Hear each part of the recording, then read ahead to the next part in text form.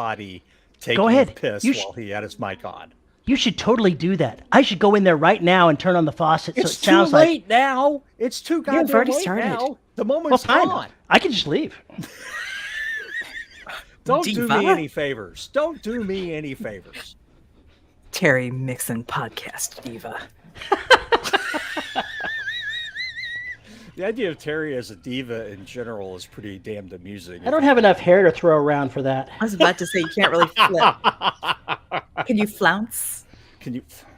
If I flounce, I think I may throw a hip out. Do you have to go to school to learn how to be a diva? Is there like a certain body language you must perfect? Are you making martinis in there? What the hell are you doing? That is a full-service bathroom, my friend. That's where the coffee maker is. Gotta get the coffee. Okay, fine. I'll allow it. I'll allow it.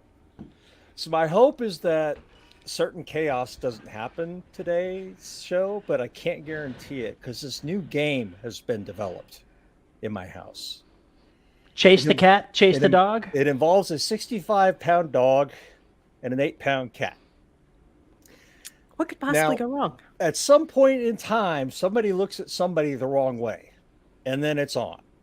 And they're both responsible for starting it. But the new game is that Shadow will jump off the chair onto the ottoman and will dangle his paws over the edge, just daring Violet to poke her nose up.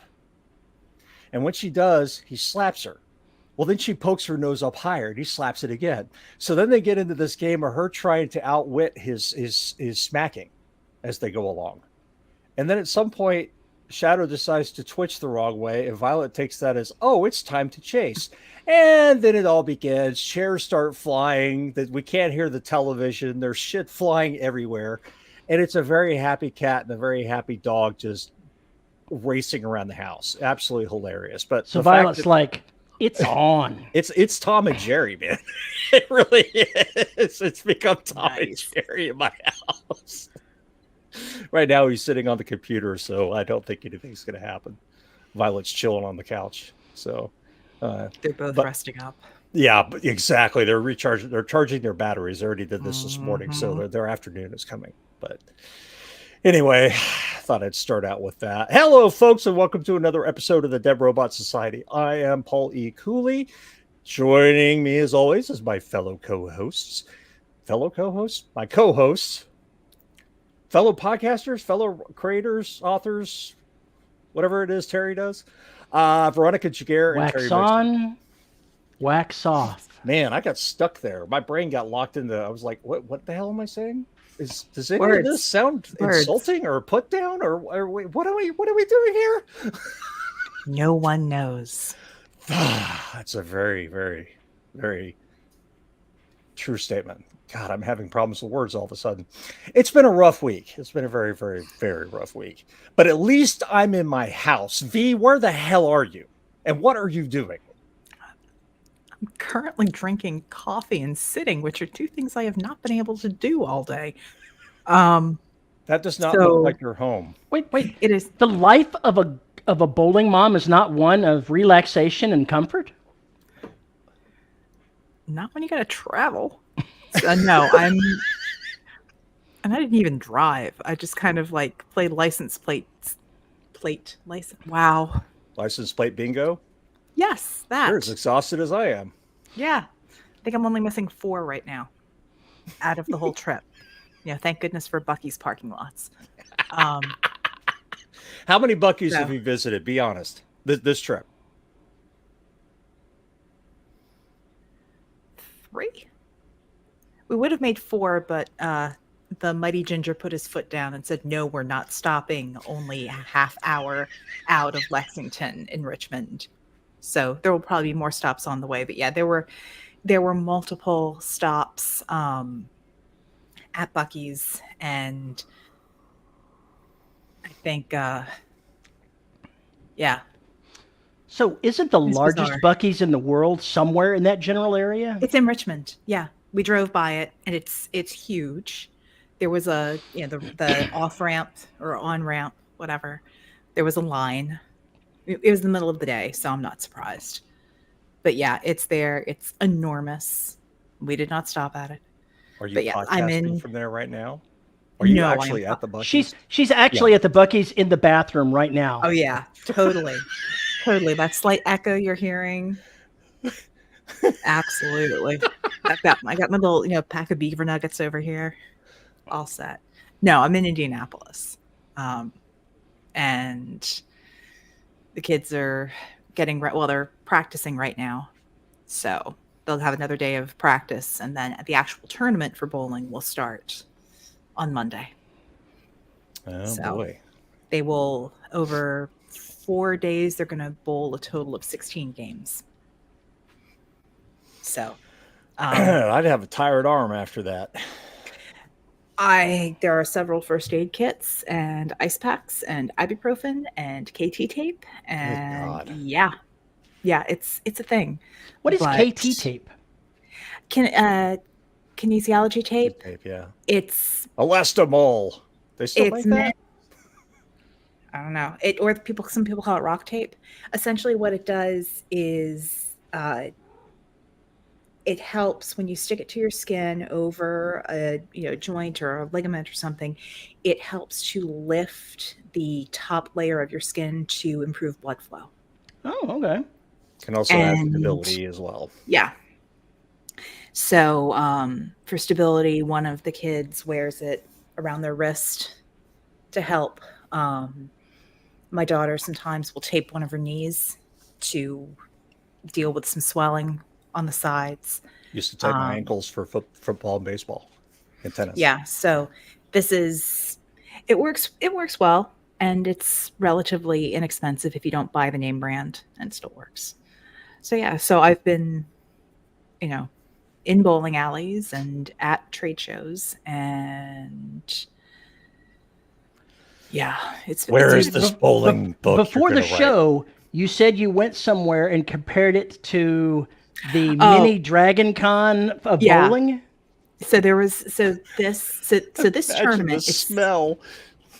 It was at the Indiana State Fairgrounds. So they're the building that it was in is very well ventilated, probably because they're used to livestock and what have you. It was kind of like a trade show where people could buy jerseys and different things. A bunch of colleges were there for recruiting because it's a sport in college. And then there were some of the people from the PBA Pro Tour, so kids could get stuff autographed. And then there was like picking up registration packets and passes. But the level of humidity and the number of people milling around, I turned to the Mighty Ginger. I was like, this is like Dragon Con Light, because people waiting in line for autographs and carrying around little swag bags and just like, and I'm hot and sticky and I want to leave. What is an example of bowling swag? Oh, please let me show you, because I would already. I hope y'all are writing this down, because all this shit's going to show up in her next bowling romance. Absolutely. Book. So this is one of the jackets, pullovers that my son got. It's like he's going to be part of the tracksuit mafia. Pretty much, except it's a quarter zip. So she's from Florida, not Jersey. Oh, sorry. No, my mother's from Jersey, so I still get it. But there's that. There's stickers. They're like little silicone wristbands. They're bowling pins. It's a thing. And I just pens. Those two. There are pins and there are pens. You showed us a pin earlier. I did. I'll grab that pin. This is scary. I'm sitting there thinking, okay, how would I incorporate bowling into science fiction? I'm not sure where my dad got it when I was a kid, but he got a set of discarded pins from a bowling alley and a bowling ball that I could use. And so I used the sidewalk in front of my house as my own little personal bowling alley. Oh my God. Oh yeah, you can. There are a couple. The bowling alley that we stopped in Lexington, which is where I'm from, and we spent 4 or 5 days there seeing my family, helping my dad finish a deck, because it's what one does. The Mighty Ginger pretty much. My mom told me, yeah, your father started to redo the deck. Yeah. That's an episode Planted of some Red black. Dwarf, by the way. And I finished talking. This was like the day before we left, and I got off the call, and the mighty Ginger goes, "Do I need to bring a drill? It sounds like he needs help." And I went, "If you'd like to, sure, the car's going to be full, but whatever." There's always I room thought- for one more drill. There's always And I thought nothing of it. We show up in Lexington. He's got 2 of his DeWalt drill bags with extra batteries and drill bits. And pretty much every day we went over there, and he and the kids would work on the deck, and they finished it the day before we left. So there's now a full deck. But yeah, this is my household, woodworking and bowling. And I just kind of went, okay. Obviously, there needs to be handmade bowling pins. I am not going there. I want no more projects right now. I'm done. That's it. I'm not doing any more. Uh-huh. I don't bet you've had no time to do anything creative at all. Well, sort of. I mean, sitting in the front seat of the car, I crocheted stuff. Well, that counts. That counts. Ah. Made a bag. Terry, have you been crocheting? Oh, absolutely. Knit 1, purl 2, baby. Never mind. What? I will won't have wait the for reference. Sue to listen and then correct you. I'm sure that she would. I'm sure that That's she just- would. Yeah. I just... What is that from? That's crochet. That's not crochet. What is that? I don't even know what that is. Knitting. Knitting. Okay. Oh, God. I should obviously. I need to watch the knitting channel to learn more. The knitting channel. I've no doubt there is one. There probably is, but oh my gosh. Why isn't Sue here right now so that she could drop signal? Oh, she's dead. She's fell offline. Blah! Okay, what have you So really how are been y'all up to? doing? So how are y'all doing? No, I've been just monitoring children and going back and forth between bowling alleys, and yeah, so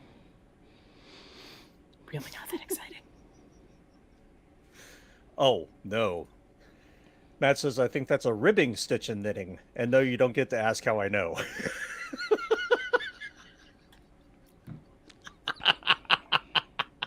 Nope. I know nothing. Terry, do you know anything? I know far too many things. Oh, God. I have let the genie out of the bag. The genie is loose. It's Are like you- letting how the cat many out of the metaphors bag, are but you going to you know, mix in the next 10 seconds? Come on. I like mixing metaphors. They're great. I'm of that age where mixing metaphors is entirely appropriate. Look, that's supposed to be a bad thing. I know you thought they were saying mixing metaphors, but no, they're meaning mixing metaphors. No, I You think sound when like you fucking mix Biff them- from Back to the Future. But when you mix the metaphors, then they become mixing metaphors. Okay, that kind of outstanding lunacy and stupidity I can get behind, because that's told you I right was up Terry's tired. alley. Last episode, we did a lot of brainstorming over a series that I'm not going to write for a year. And I got a letter from the Dyson Vacuum Company with a cease and desist. Hey, it's not my fault that they're not taking over the universe. Anyway, sorry, continue. Oh, there we go. Tony says they're Malifaux. Whoops, I clicked it. It's like a malapris. Was it malapropism? How do you pronounce that word? Malapropism? That's the one. Yeah, Words are hard. words are hard, I narrate especially when books. you only Words are read them hard. and you don't ever have to speak them. They're very hard. But I went and saw this week. I went and saw Mission Impossible: Dead Reckoning Part 1. And if you're a fan of the Mission Impossible movies, this may be the best one so far. It was, I went with high expectations and it exceeded them. It was amazing. So if that's your kind of bag, definitely go watch it in the theaters because it's amazing. One of the things that I'm going to lift this out, but it's part of what you see in the promos for it. the big bad in this is a rogue AI. There's a rogue AI on the loose. And I'm watching this, and I'm going, oh, how can I work this into the story that I'm already doing?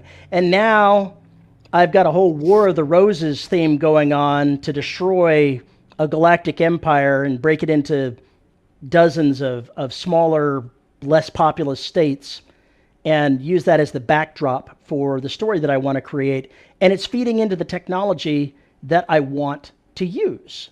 And it's creating the background of the characters that I'm going to be mixing up. Paul and I had talked about how there would be people from all kinds of different backgrounds in this, and this gives me some concrete ways to make those people different, because they literally come from different places with different things that they value and things that they hate.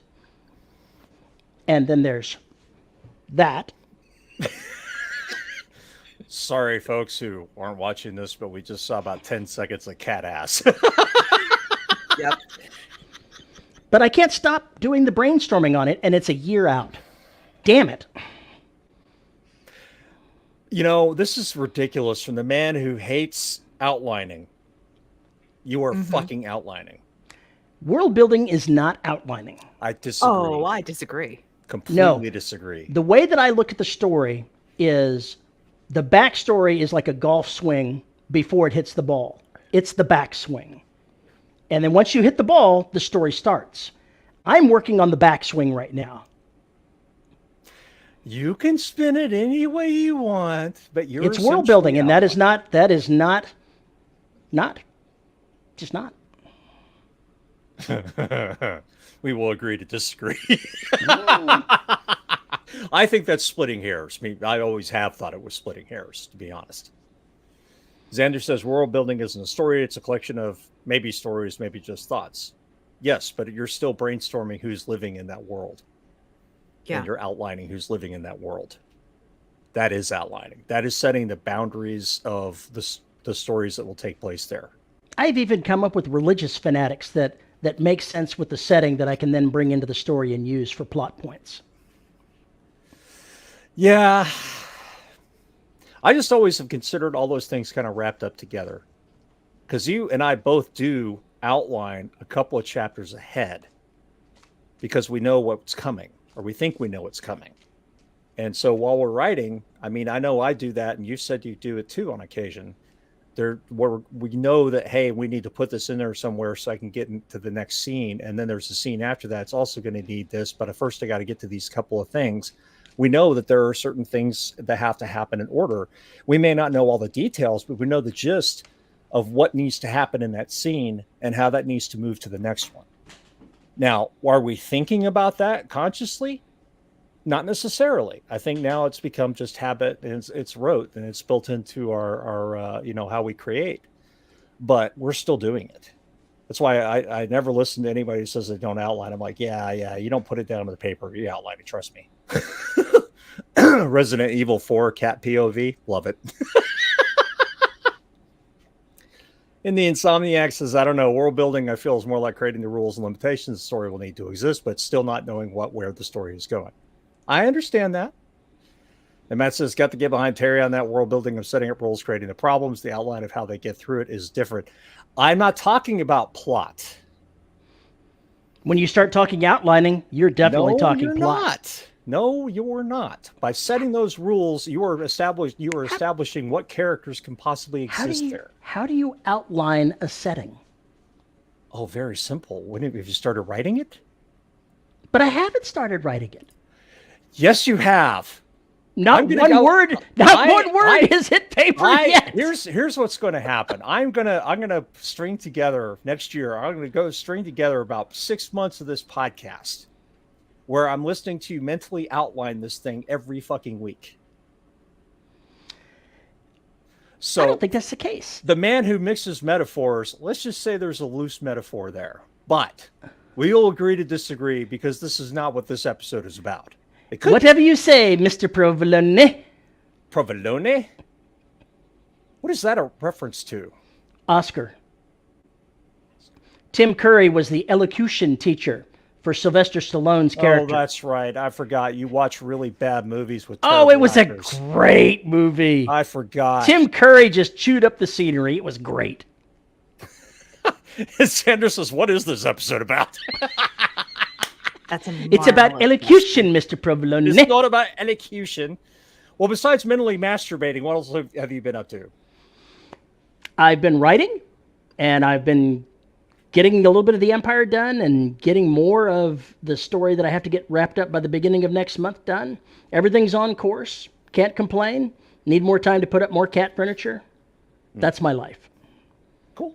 Oh, Sassy is sick, so I threw her and her brother into one of the other rooms so that they can get better together. Aw. He's like, I'm not sick. Why am I in here? All right. Well, quarantined for sibling purposes. That's right. yeah. Because otherwise she gets lonelies. Aw, poor baby. Pumpkin. What about you, Paul? What have you been doing? Have you managed to destroy your company yet? No, not yet. I may have to leave before that happens. What have I been doing? Working way too many hours, and then today I got 2 DRS episodes out and downloaded a shit ton more that I got to deal with. And I also found the files for Tattoo. All the audio files, the master files. Holy crap. Yeah, so that's about, what, from 2009? I think. At least. So I'm gonna put that together for the patrons and buy me a coffee, folks, since I haven't been able to really narrate for weeks. So they haven't had any any voice content because my voice has been shit. It goes from being okay every other minute to cracking and doing what it's been doing right now. So yeah, that's what's been up. But other than that, I have been mentally masturbating about 3 books that I'm currently writing, but not writing. So I need to get back to writing. I'm not sure who Jackson is. Are we going to see more Jackson? Jackson. Oh. Oh. Oh, let's see. Jackson was mentioned in Gare's Inferno, showed up as a what do you call it? Cameo in Gare's Inferno. I know he's going to show up in track 9 because I've already written that part where he does. I know he's going to come back a couple more times. And I know in the later Tony Downs books, he will be in there too. So that he will make an appearance. Pons already is scheduled to make an appearance. If you've read or listened to Tattoo, you know who that is. I just haven't figured out how to write the story yet, but I have several ideas. So, but regardless, I can actually, I think, re-edit some of the Tattoo stuff. So I'm kind of excited to take a look at that and see just how terrible I was back then compared to how terrible I am now, and put that together. It's been so long, I haven't even thought about that story. I think it's only like an hour and 45 minutes long. So I'll probably just put it out as one giant episode for that. But that was kind of exciting to go back and see that. So made me want to step into that world again, which was part of what I wanted to talk about in this episode. Oh, what are we talking about? We're on topic and it's only 20 minutes in. Tell us more. What witchcraft is this? Well, stepping from the world of writing about people in space, people with high technology, and then suddenly, slamming on the brakes and kind of slowing down to this reality. The rules change. Everything changes because there's no everyday threat. There's no everyday possibility that you're going to die because of some mechanical failure, unless you're in a particularly dangerous job. So it is it's kind of remembering how to write people again, because people only live in this world to be people. That's what they do. Oh. Some work in really hard jobs, but the bottom line is every day is about going to the store, watching TV, reading a book, hanging out with friends. The majority of people on the planet do not spend their lives being chased by monsters. Even if they are among them, they don't spend a whole lot of time with that. it's a big shift, especially from a world where the characters know about the monsters. It's a very big shift in how you have to write, your mindset, and the kinds of characters and interactions you can have. And I think it really broadens the field, actually, because there's a lot of things I don't feel like I'm able to do in the science fiction I write, and I think it's because most of them are monster books where people are running for their lives. But in the Tony Downs Fiends Garaga universe, there is time to do those developments. There is time to make the time to spend with the character and get more of a chance of seeing who they are and finding out about them in less tenuous circumstances. It's just a big shift, a mental shift for me. I wondered how you deal with that, Terry, but the thing is, you haven't stepped out of science fiction in so goddamn long. I don't even know if you know how to do it. Well, I did write a novel that was post-apocalyptic. I did write a number of novels that were mysteries, even though they had a lot of erotica thrown into it as well. So how do I step out? Maybe you should rephrase the question, because I'm not sure that I really understand what you're asking. Okay, let me put it in a different way. After writing as much science fiction as you have straight for the last many years in space opera land, do you feel like you could easily leave space opera land and jump back into this reality? Yes. Easily. And what would change? The scope of what I was writing would change. It's a lot different when you're writing something in a town as opposed to the galactic space empire. You can't just make a trip to another galaxy and do something. You've got to go to another city. You've got to do something else. You've got to shrink the known universe down. And you've got to tone back the science a bit. Unless, of course, I'm writing a murder mystery at CERN where they find a dead body inside the inside the collider. That would be a problem. Would that cause like something majorly bad to happen? I should research that. Yeah, get back to me on that, because that sounds just too goddamn funny for words. Oh, a rat got in the collector, and now we have a black hole. I love that idea. My wife wants to see Oppenheimer, the movie. I want to see that. And one of the things that goes on in that, is Oppenheimer telling Matt Damon, who's the military guy, that there's a very small chance that using this will destroy the world. And he says, I'm not happy with that. I want something else. And he says, well, what do you want? I'd rather have zero. That's what I'd like. Yeah, zero would be equilibrium. Well, zero means no chance of blowing up the universe. Yeah, that too. There's always a small chance of blowing up the universe. The chance of blowing up the universe is never zero. Then you have to have absolutely no entropy, and that's just not possible. See, I don't know what he says in this conversation, but the conversation I would have, and I visualized this after he said that, was, put it this way. You have a greater chance of dying in your home from a car that falls from a clear blue sky than the world does of ending. Right now, this minute, yes. Well, I meant from pressing the button and setting off the bomb. Yeah. I got you. So come up with some wacky thing that, is never going to happen, but your chances are, well, they might not be zero. They're really close. A woman supposedly got hit by a meteorite while she was at a picnic in Alabama or some shit. I didn't read the whole story, so the headline went, okay. There was one, wow. There was a lady that had a meteorite hit her house, and it bounced around the room and did impact her. Didn't kill her, but it left a bruise. So there is a human being that has been struck by a meteorite that is living these days. I'm sure there are more than one. Some of them probably don't even know what it was. It was just a sting, and then that was it. Who knows? The point is, shit's weird here in reality, but the stakes, like you said, the world, like you said, you have to shrink it. And that can really affect the kind of plots that you can write. I don't think I would ever be comfortable writing a political thriller or something on those lines, because there's so much movement that may have to take place. And I think about, okay, I have to get from here to Jakarta. Well, that's 25 hours. That's too long. Whatever I was going to take care of or worried about has already resolved itself. So how do you kind of construct stories where you can actually do that kind of thing? It's kind of always bothered me. Why are you looking like you just ate a persimmon, V? No, I've never tasted persimmon, so I have no idea. That was But persimmon face. okay.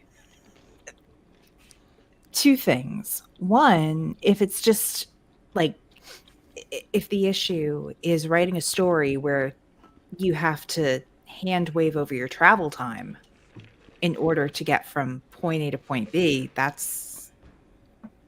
I do that all the time. And it's not difficult. But then again, I am writing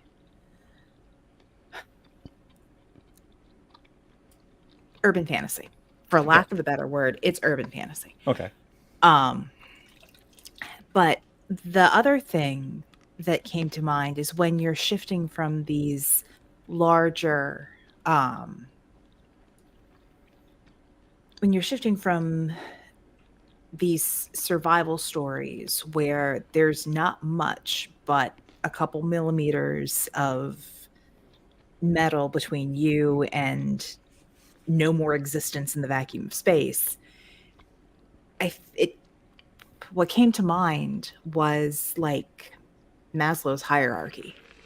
Yes. Where Yes. it's you've got you're writing because that need of safety is not met, and so you're always dealing with that basic thing. When you've made a relatively safe space for your characters and you're moving up on that hierarchy, up in that pyramid, then yeah, you're challenged to figure out how to make life complicated for them, but still keep that safety. So it fits the setting. I mean, it becomes more of an emotional thing than a physical thing in most cases. It's just funny you brought that up because I was thinking about Maslow's pyramid the other day, and the fact that one of the things writers like to do is we pull pieces of that out. Oh yeah. I mean, how many stories or TV episodes have you watched, whatever, where they've run out of food or they're trapped somewhere or they have limited water and everything else, and suddenly the Mhm. pyramid really changes. Suddenly, things move around, or they're in an environment where they absolutely have to have shelter and there's none available. There's plenty of food, Mhm. there's plenty of water, but they're dying from the elements. Pulling out all those pieces of the pyramid, making people lonely, isolating them, doing all those things really gives you a lot of the foils for your stories to kind of live, breathe, and for the characters to grow. Mhm. And I don't like to necessarily think about it in this technical terms. It's more along the lines of these are things we do already. It's just more along the lines of, if you understand why you're doing them, maybe you can incorporate them a little bit better into your work. But that really made me smile because because I was just thinking about that the other day. We're like Okay, in Paul. tune, even if you're in Indianapolis. Paul, we're told that somebody has snuck into your room, and we think they're sniffing your feet. No, he snuck out, actually. He was on the computer. Ah, okay. He decided to leave. He probably went in search of Violet, so we'll see what happens. Chaos! If you see lots of things flying around the crack in the door, you'll know exactly what was going on. See, you need to start putting up the cat furniture so the dog can try to climb it. Yeah, I haven't had no, never mind. Never mind. Now that I process what you actually said, fuck that. No.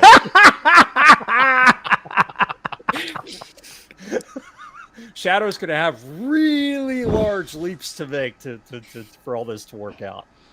Of course, he's a monkey, so he'll just jump up there, hang by his paws, and swing himself up because he's a lunatic. Fair enough. But that's basically what I kind of wanted to talk to. I wanted to see what Terry was going to say on that particular subject. I think that stepping from one genre to another is very easy as long as you step into the box that genre represents. As long as you leave behind the space opera or leave behind the horror, if you're stepping into something that's away from horror, and step into the cozy mystery, I don't see that as a problem. It's just a different set of mental blinders that you have to put on to write your story. That's what I wanted you to Yeah. say. A different what I set wanted to say. of reader expectations. So, because if you go outside those boxes, then somebody's going to throw your book. You will have disappointed your reader. They will throw your book, and they will yell at you on the internet. And they will leave you bad comments and give you a 1-star review. That's right. How dare they? I wanted this to be exactly the book I wanted it to be. Yeah, whatever. No, V's absolutely right. There's Mark a point this where down. I'm right. there's a point where you either have to start dissolving the walls that the character thought the world had, Maybe. and that's how you get out of that. Or you have those walls broken by an external. Why would you want to break them? Oh my God, Narnia. I'm not sure which walls you think are being broken with Narnia. The kids leaving reality and breaking into someplace that is imaginary. Portal fiction is its own thing. You're not breaking down the wall for portal fiction. You are from reality. I'm not talking about genres. I'm talking about from a reality point. You're basically stepping through that. Let me put it this way. If I'm not not sure for I the buy fucking into that. wardrobe, can you travel across the goddamn ocean and see fucking Narnia? No, you fucking can't. Yes, I can. You can't stop me. This is why we can't have nice things, folks. When are you going to step in? When there's blood on the floor? Are you looking at your cat when you say that? I'm looking at me. I'm staring right at her. I am Honest, you not can tell. mediating this. I did not get brought into media. I'm not even going to try to mediate. Excuse me, when you All that joined I'm- this show, you became both a combatant. I moderator. see. Wait a minute. No, she didn't sign up to be a moderator. She's just standing there throwing knives in, using a broom and knocking the combatants back into the combat Yeah, ring. now she's Yeah. really going to start throwing things. And at at me. this point, I will totally agree with Terry. If we're talking about switching genres and stuff, you can't bring Narnia into it because, like you said, portal fiction and fantasy, that's its own separate thing. So you'd have to talk about something where something gets broken. Mhm. Breaking it meaning that you've introduced something entirely outside of that realm. So say you're writing horror and you throw in something totally paranormal. So that's a good question, Would Matt. Tron be Would classified? Tron The be answer is classified as yes. horror fiction? The answer is it would be. Yeah. I think if you're looking at any like lit RPG where you have someone crossing a boundary where they assume a modified identity in a new world, then that likely classifies as a type of it fits the broad definition of portal fiction. And portal fiction is not a one-way street.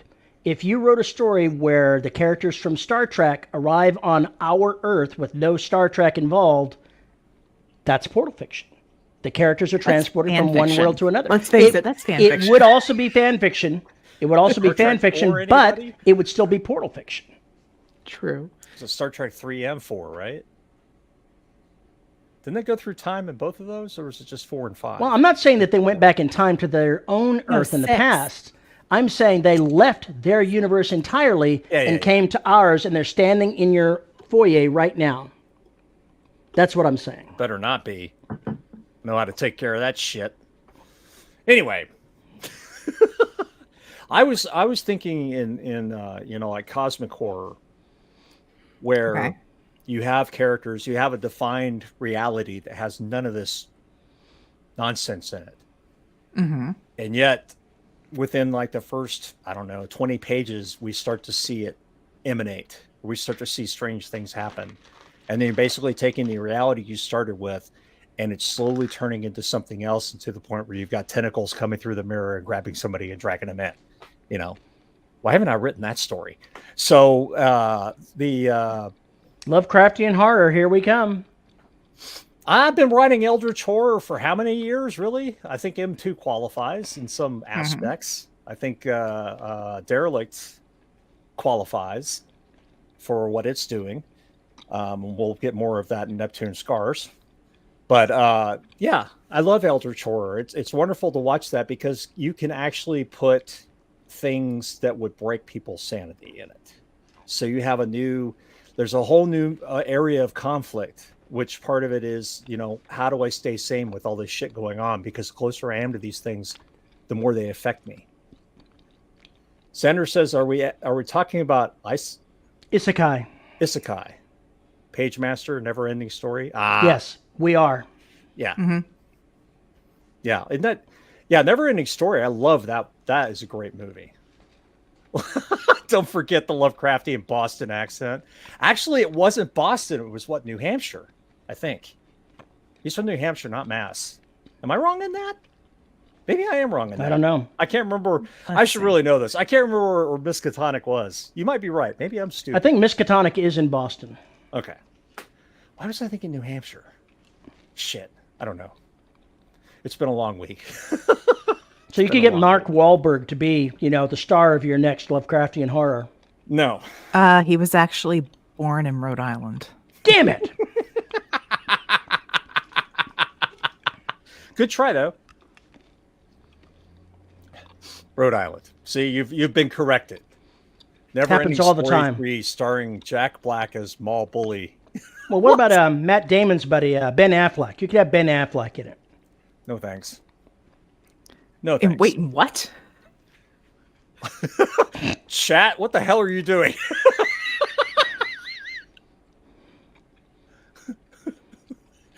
Jack Black as Mall Bully? But did I lost something. I did too. There's probably an I totally want to know what search. this one is all about. All right. Clearly, I have to look things up. Oh, the hosts are confused. For once, it's not the listeners that are confused. As we look in the chat and go, what the hell are they talking about? Providence was in everything. See, I didn't think it was Mass. I thought it was something to do with Rhode Island, New Hampshire, somewhere in that area. God, all those Yankees sound the same anyway. Yeah, so do all the people. He says, Never Ending Story 3, a very wild movie. I'm pretty sure I'm not even aware of any other Never Ending Stories. I thought there was only one. Yes. No, there's a third one. I found it. It has 3.2 out of 10 stars on IMDb. Ooh. Ow. It did have Jack Black in it. Surprised Terry hasn't seen it. It's at the star level he likes. Oh! It's true. I love Jack Black. I didn't know there was a second one. Yep. His name, the character's name was Slip. Xander says, it has a lot of things that make you go, why? Straight to VHS. Wow. No wonder I hadn't heard of it. Yeah, this is some interesting stuff here. Wow. I'm waiting for Terry to write Eldritch Erotica. That's not going to happen. It already exists. I know it exists. That wasn't my point. That it would be something new for Terry to do. Terry's always giving me bad ideas. I can't do horror. We already have determined that. I can't do horror. My horror turns into paranormal romance. If it's erotica, I don't think it's really going to matter all that much. It really depends on where you put the tentacles. It all depends on what the face looks like. Doesn't and have to have a other face. bodily. Doesn't have to have a face. That's true. That's true. Pastor, I think, is basically just a blob. I could be wrong. One of them is. I don't remember which. There's also the shuffling horror. Oh yeah, I want to make mad sweet love to the shuffling horror. See, one of the words out of what you just said was, it sounded like you said chef. And I'm like, okay, now we need to have a cooking novel, a cooking cozy. So, Cooking cozy. Eldritch Cooking Cozy. Yeah, we're... Okay, since you brought that up, gamers, there's a game out there called Dave the Diver. I think it's on Steam. It is the most fucking ridiculous game ever. It basically is Played Up meets an underwater diving quest game meets some kind of crazy money-making scheme on top of things. It is funny as hell. It is very, very bit-driven. It's not a AAA game, which is why it doesn't suck. It's absolutely hilarious. You should go check that out if you like that kind of stuff. Which way is down again? Empire Away of from the light. Bones. Xander asks, isn't that a horror series? It opens with basically robot zombies. Oh no, no. I'm not sure that I would say that it's horror, but there are certainly horrific elements to it. But they're never shown. Well, having the robots do horrible things to Kelsey at the end of book 1 kind of qualifies as a horrible thing. But it's not shown. It's not shown in detail. Yes, she reflects upon certain things, but it's not necessarily shown and described in True. extreme In gory full detail. Right. Yeah, It happens off stage. exactly. Which is where I like a lot of my most ridiculous events of violence to happen. I don't want you to see the axe hit the head. I want you to see the head rolling down the hallway. That's what I want you to see. Right. You want to see the downswing, Yeah.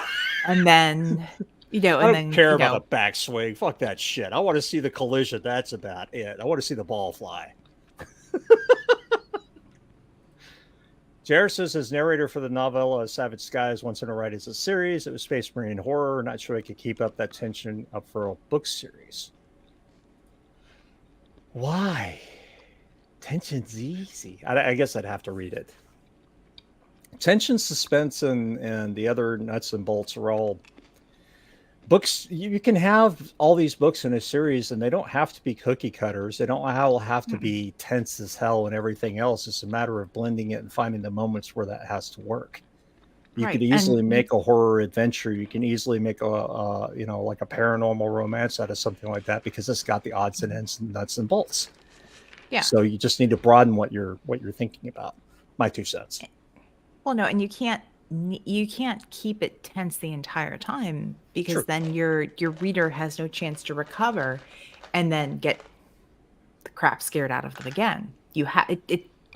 It's scarier when you bring somebody back down to that, oh, everything's okay now. No, it's not okay. No, it's really not. wait, okay, it's better. No, it's worse. And just the rise and fall. My favorite moments are when the character knows there's something around the corner and there's nothing there. And it's not behind them either. They don't know where it is. It's just biding its time. But the character always has the feeling of the sword of Damocles hanging over their shoulder. That's something you can carry through. I love that. I love that. This is the first Vampire Hunter D reference I have seen in probably over a decade. Thank you for that, Sam. Really? Yeah. I don't get out much. That's a great anime. It's a great anime. Oh, Antoine says, has anyone seen the new Boogeyman? I have not. I am Boogeyman curious. So I will probably seek that out when it gets on streaming because I don't think I'll be getting a chance to go see it in the theater anytime soon. But I am curious. I still say Smile is the best goddamn horror movie that's been made in the last 5 years. Just easily. Maybe last decade. Last 10 years. So if you haven't checked that out, go see Smile. It's on Paramount Plus right now for free. Well, it's not for free. You already paid for Paramount Plus. It's on Paramount Plus, and it's awesome. Anyway, I've said all that. Vampire Hunter D 2000s movie. I saw the original. Well, I guess it's the original anime back in the 90s. Mm-hmm. Yeah. God, it would have been 92, 93. And I guess Akira had just come out a few years ago, few years previous to that, 4 or 5 years before that. So, there's novels? Yeah, of course there are. Holy crap, I had no idea. Yeah, the art was really cool. Yes, and Paul down a rabbit hole.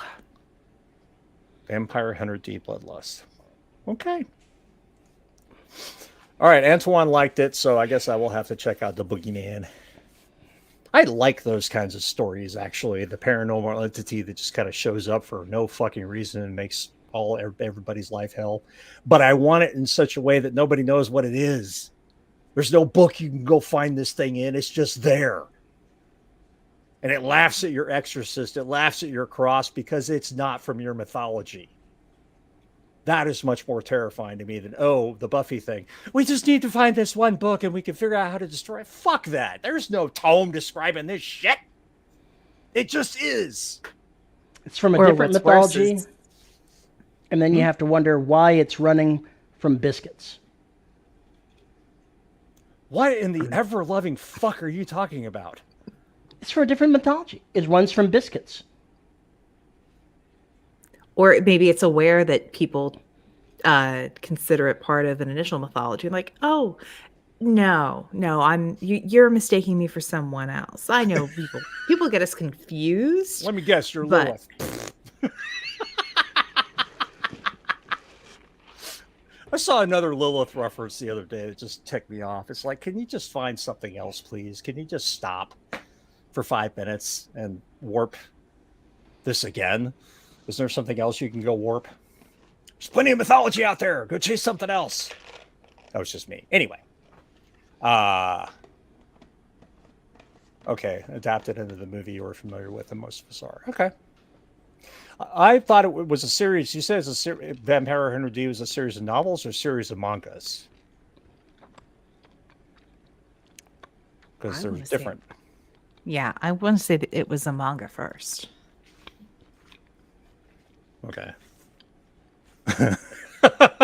Yeah, I like this too. Tony says something plays along like it's from your mythology until it stops playing along.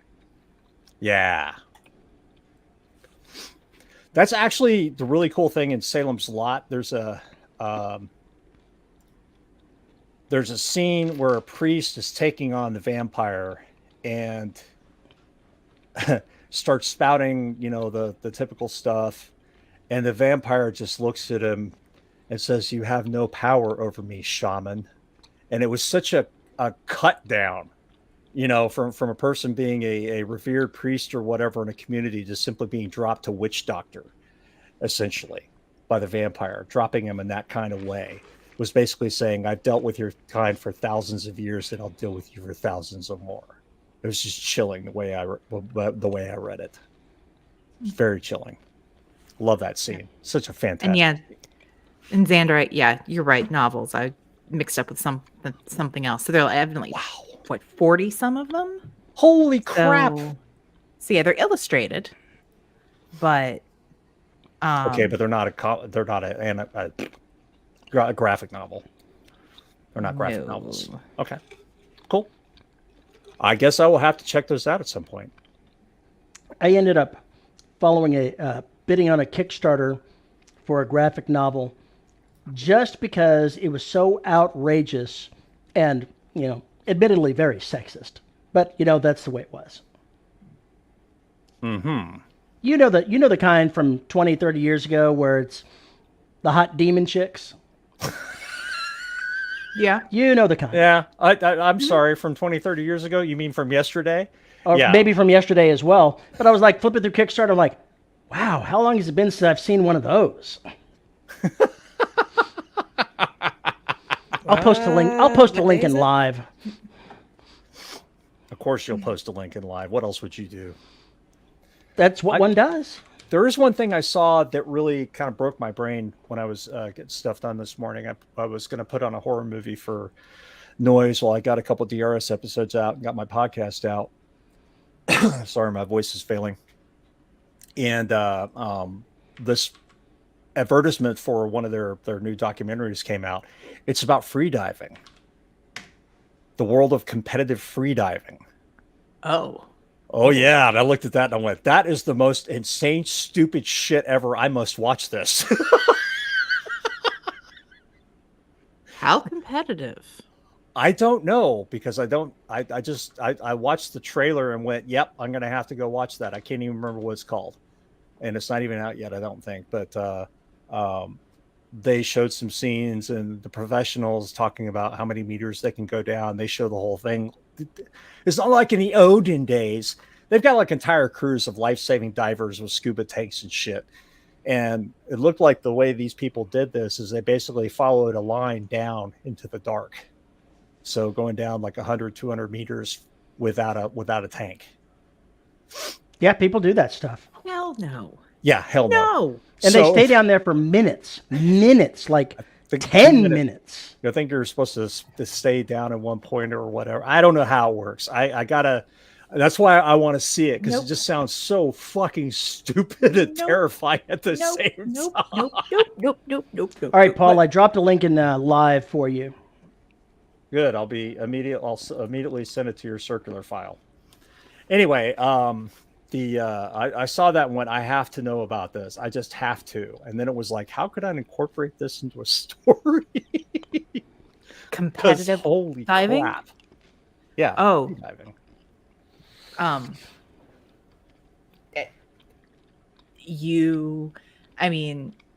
What if you have a protected site that is now going to be the area for some freediving competition, and you now have to protect it? How do you protect it? You make sure that the people who go down don't come up. I like that idea, except anybody who thinks that won't bring more people there is stupid. That's your title for the novel, by the way. Going down. That's too low on the. That's not even on the tree, dude. That's fruit just lying on the ground, and it's rotting. Come on, you can do better than that. Maybe you can't. Have you met me? No. William says freediving. Is that what the folks like the oyster women in Japan do? Yes, but this is competitive. And from what I saw, it looked like quite a few of the competitors were from Asian countries and like Australia, stuff like that. But like I said, I didn't see enough of it. It just looked really cool.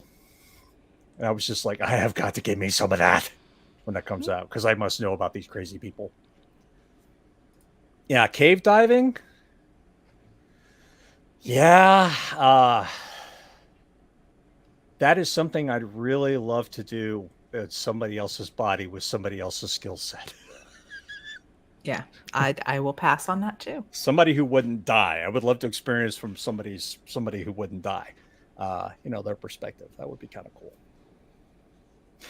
But if you have a question about this episode or want to tell us about freediving or anything else, you can send an email to show@deadrobotsociety.com. You can find me on Mastodon at Paul_E_Cooley at VYRSE.social. You can find us on Facebook at Listeners of the Dead Robot Society Facebook group, where Terry mangles all the madness. You can find us on YouTube at youtube.com/DRS podcast to see way too many damn cats. And of course, our lovely, wonderful faces. We're so sexy today. Oh my God, I could barely stop looking at myself. He's talking about Veronica, not us. No, Veronica's exhausted. I am sexy as hell.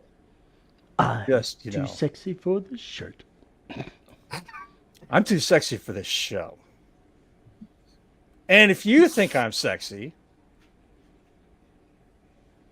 or even if you don't, I'm going to stop right there. Yeah, you probably should. If you want to support the show, you can find us at patreon.com/DRS podcast and buymeacoffee.com/DRS podcast, where for as little as $1 a month, you get access to exclusive live shows like the one we're about to do in about 11 minutes from now. It's called DRS After Dark, where we let our proverbial hair down. Maybe we'll do some more brainstorming. Oh, God. Look, I'm done with your vacuum cleaners things. Like I told you. Oh, you love vacuum cleaners. Don't you even try it. I don't want to try with your vacuum cleaner, dude. It's okay, the euphemism needs to stop. And at the $10 level, you get your name read. Our $10 patrons are Tony L. Joy, Lisa Slack, Isabel Cushy, and Tim Niederreiter. Thank you to all of our patrons and Buy Me a Coffee supporters for making this show possible. And with that, there is one more thing we have to say, which is we all have a caffeine addiction, and we get our junk from corpsecoffee.com. Visit corpsecoffee.com. Get access. Sorry, I shouldn't have said junk. I really just that. You that might wait a just- minute. So Corpse Coffee gives access to your junk? No, I think you just that's had not their what I sales said. right That is there. not what I said. I made a poor choice of words, and I'm gonna get killed for it later. Visit corpsecoffee.com and check out their fine array of corpses. Of corpses. Their fine array of corpses. All up. Their fine array of coffees, boutique teas, and their wonderfully weird webcomic. And tell them DRS sent you. Visit corpsecoffee.com and get the dead in your cup. All right, there we go. Holy shit! Wow, I did so well for the entire episode. It just utterly collapsed in the last 45 seconds. That's like getting to the crashed and finish burned. line and just tripping over air and falling right in the Yeah, finish yeah, line. yeah. That was pretty bad. Well, now that I've fallen flat on my face, broken my teeth, and there's blood everywhere, let's go ahead and bring this show to a close. Thank you all very much for hanging out with us, and you can find us every Saturday at 3 p.m. CST on youtube.com/DRSpodcast. Come join us. I will not have a junk boat, Terry, Tony, whoever the hell you are. I will not have a junk boat. And with that, we are really going to get the hell out of here. Yes. Snorting coffee out of the nose. I don't recommend that.